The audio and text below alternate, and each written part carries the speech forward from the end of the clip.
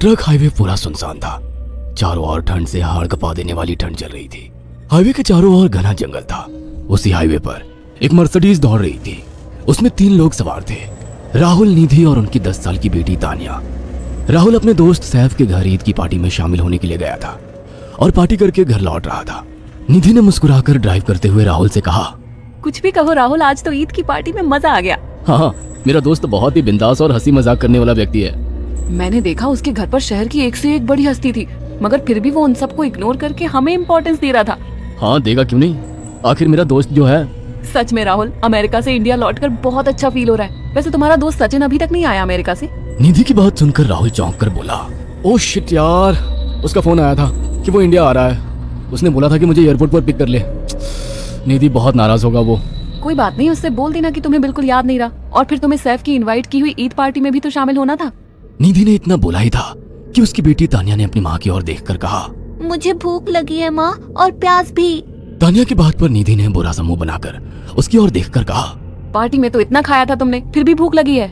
निधि की बात पर तानिया ने मासूम सा चेहरा बनाकर कहा, कोई बात नहीं मम्मी, मुझे पानी ही पिला दीजिए। कितनी बार बोला है मुझे मम्मी मत बोला करो। पानी अभी नहीं है, आगे जाकर कोई शॉप पड़ेगी तो बोतल खरीद के दे दूंगी। निधि की बात पर राहुल ने मुस्कुराकर कहा, छोटी बच्ची है निधि, इतना नाराज होना सही नहीं है। राहुल ने इतना कहा ही था कि अचानक एक काली परछाई राहुल की कार के सामने आकर खड़ी हो गई। राहुल के पैर अचानक ब्रेक पर पड़ गए। गाड़ी तेज रफ्तार में थी। ब्रेक अचानक लगने से पलटते पलटते बाल बाल बची थी। राहुल के चेहरे पर भयानक ठंडी में भी पसीने की बूंद टपकने लगी। वो दोनों कार से बाहर निकल आए। निधि ने डरते हुए कहा, आखिर कौन था ये? ऐसा लगा जैसे कि कोई भयानक काली परछाई मेरे कार के सामने आकर खड़ी हो गई हो। वो दोनों काली रात के सन्नाटे में इधर उधर देखने लगे। तभी निधि को एक घने पेड़ के पास तो चमकीली हुई आंखें दिखाई दी। उसकी आंखें बिल्कुल भेड़ियों की तरह लग रही थी। निधि ने चीखते हुए राहुल से कहा, राहुल देखो कौन है वो, जल्दी से गाड़ी में बैठो, मुझे बहुत डर लग रहा है। राहुल ने उस तरफ देखा तो उसके रोंगटे खड़े हो गए। वो दोनों गाड़ी के अंदर बैठने ही वाले थे कि अचानक एक अजीब सा चेहरा वाला भयानक सा आदमी बिजली की रफ्तार से उनके सामने आकर खड़ा हो गया। राहुल ने देखा कि उसका चेहरा बिल्कुल सड़ा हुआ था और उसकी आंखें भेड़िए की तरह चमक रही थी। उसके लंबे लंबे बाल उसके कंधे तक आ रहे थे और उसके दांत भेड़िए की तरह बाहर की ओर निकल रहे थे। हाथों की जगह नुकीले पंजे थे। राहुल को देखकर अजीब से अंदाज में हंसने लगा, मगर जैसे ही राहुल की नजर उसके कपड़ों पर गई, राहुल की आंखें फटी की फटी रह गई। वो हकलाते हुए बोला, भाईजान, भाईजान, मुझे माफ कर दो, मुझे छोड़ दो। राहुल ने इतना कहा ही था कि अचानक उस अजीब से दिखने वाले भयानक आदमी ने अपने पंजों से राहुल की गर्दन कसकर पकड़ ली और एक ही सेकंड में उखाड़ कर जमीन पर फेंक दी। राहुल के धड़ से लाल रंग का खून का फुहारा फूट पड़ा। इस भयानक मंजर को देखकर निधि के गले से एक जोरदार चीख निकल गई। निधि इससे पहले भागती कि अचानक उस भयानक दिखने वाले आदमी ने निधि को पकड़ लिया और अपने नुकीले पंजे उसके पेट में गड़ा दिए और उसकी अतड़ियां बाहर निकाल दी। निधि की एक दिल दहला देने वाली चीख सन्नाटे को चीर गई। अचानक हवा का एक बवंडर उठा और वो भयानक सा दिखने वाला व्यक्ति देखते ही देखते बवंडर के साथ गायब हो गया। तानिया ने डरते डरते निधि के मोबाइल से पुलिस और सैफ को बुला लिया और कुछ ही देर में वहां चारों ओर पुलिस की गाड़ियां थी। पुलिस ने राहुल के दोनों दोस्त सैफ और सचिन को वहीं बुला लिया। इंस्पेक्टर अर्जुन ने दोनों से कहा, मैंने ऐसी हत्याएं अपने करियर में कभी पहले नहीं देखी। ये काम तो ना किसी जानवर का लगता है, ना ही किसी इंसान का। सचिन कपकपाती हुई आवाज में बोला, आप कहना क्या चाहते हैं? कुछ कह नहीं सकता। जिस किसी ने भी इन दोनों को मारा है उससे एक बात तो साबित होती है कि वो इन दोनों से हद से ज्यादा नफरत करता था। अब सारी सच्चाई तो यह बच्ची ही बता सकती है।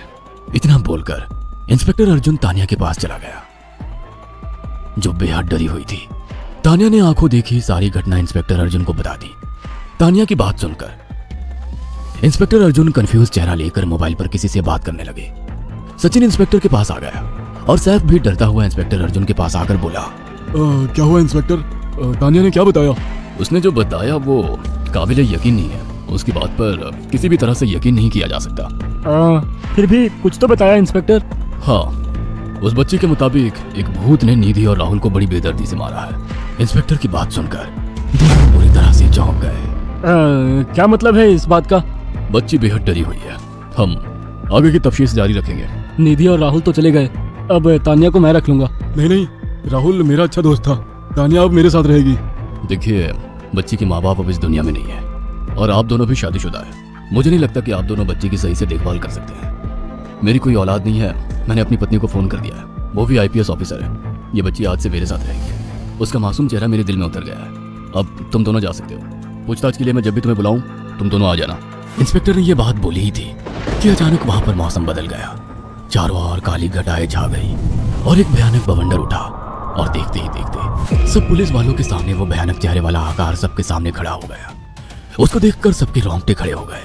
देखते ही देखते उसने अपने भयानक पंजे सैफ की आंखों में डालकर उसकी आंखें निकाल ली। सैफ ने चीखते हुए वहीं दम तोड़ दिया। उस भयानक आदमी को देखकर सचिन उसके पैरों पर गिर गया। तुम तो भाईजान से कपड़े पहने हो, मैं समझ गया तुम भाईजान हो। मुझे माफ कर दो भाईजान, मुझे यहाँ से जाने दो, मैंने कुछ नहीं किया था। वो भयानक चेहरे वाला गुर्राते हुए बोला, बता इन सबको कि ये सब इतनी भयानक मौत क्यों मरे। सचिन दौड़ता हुआ इंस्पेक्टर अर्जुन के पास गया और बोला, मैं जानता हूँ इसने इन तीनों को क्यों मारा। इसका नाम भाईजान था। जब ये जिंदा था ये किसी का भाई किसी की जान था। बहुत साल पहले ये हम सबका बहुत अच्छा गहरा दोस्त और बिजनेस पार्टनर था। ये सबकी बहुत मदद किया करता था। इसकी प्यारी सी बेटी थी तानिया, जो इस वक्त कार के अंदर बैठी हुई है, ये इसी की बेटी है। भाईजान अपने सारे पैसों से एक बहुत बड़ा हॉस्पिटल खोलना चाहता था जिससे गरीबों का मुफ्त इलाज किया जा सके, मगर हम तीनों इसके लिए तैयार नहीं थे। हमारी नीयत उसकी दौलत पर खराब थी और एक दिन हम सब धोखे से ईद के दिन भाईजान को यहाँ ले आए और इसे मारकर फेंक दिया। तो फिर तुम सबने इसकी बेटी को क्यों जिंदा छोड़ दिया? हमें बाद में पता लगा कि भाईजान ने सारी जायदाद अपनी बेटी के नाम कर दी है, इसलिए हमने भाईजान की पत्नी को भी मार दिया। और तानिया का तुम 18 साल की उम्र पूरी करने का इंतजार कर रहे थे ताकि सारी जायदाद अपने नाम करा सको और बाद में उसे भी ठिकाने लगा सको। इसी के लिए तुम दोनों इस मासूम बच्ची को अपने साथ रखने की जिद कर रहे थे। जी, आपने बिल्कुल सही कहा। हम तानिया को भी इसी जगह लाकर मार देते। सचिन की बात सुनकर इंस्पेक्टर अर्जुन की आंखों में खून उतर आया। इंस्पेक्टर अर्जुन के कुछ कहने से पहले ही भाईजान बिजली की रफ्तार से इंस्पेक्टर अर्जुन की आंखों के सामने से सचिन को पकड़कर ले गया और उसके शरीर के टुकड़े टुकड़े कर दिए और हवा में उठे एक तेज बवंडर के साथ गायब हो गया। सारी घटना इंस्पेक्टर अर्जुन की आंखों के सामने हुई थी। तानिया को इंस्पेक्टर अर्जुन और उसकी पत्नी ने अपनी बेटी की तरह पाला।